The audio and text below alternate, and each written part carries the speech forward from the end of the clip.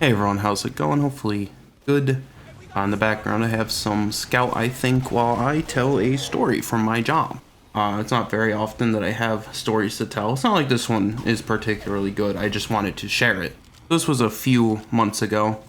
It was a Thursday or Friday, like any other Thursday or Friday. I'm at work.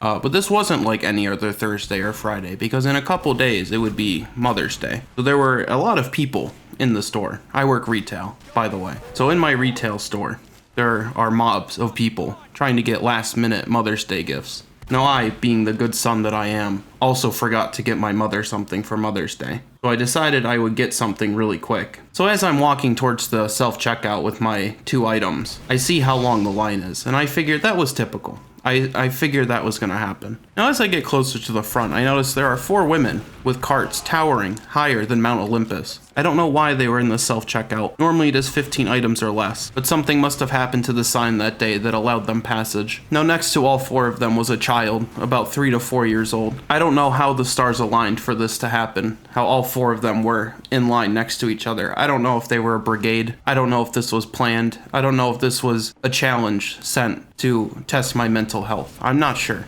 It could have been anything. But all 4 of them managed to get in each self-checkout. You might think, all right, this is an inconvenience. You got these huge carts that are each in the self-checkout.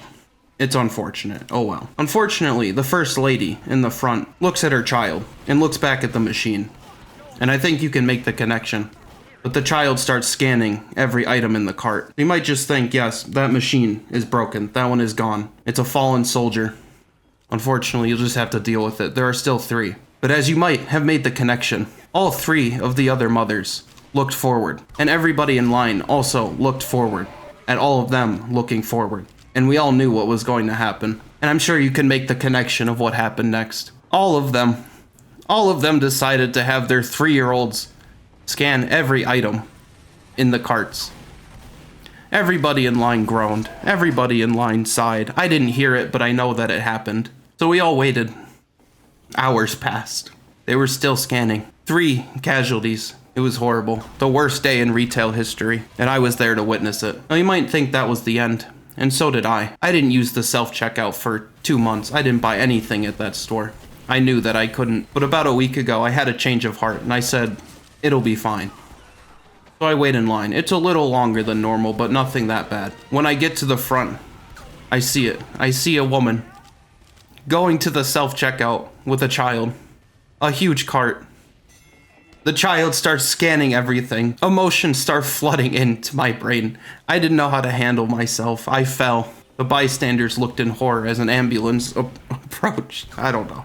I made this sound way more serious than it was. Basically just fucking had to sit there for a really long time because these people were oblivious to the fact that there are people waiting in line. Like, I just worked my shift at work, and now I have to sit here and wait for your fucking kid to scan every item in your fucking cart because you go through the self-checkout with your fucking weekly groceries. Like, what's the thought process, genuinely? Like, I don't fucking understand what the thought process, like, how? Anyways, yeah, don't work in retail.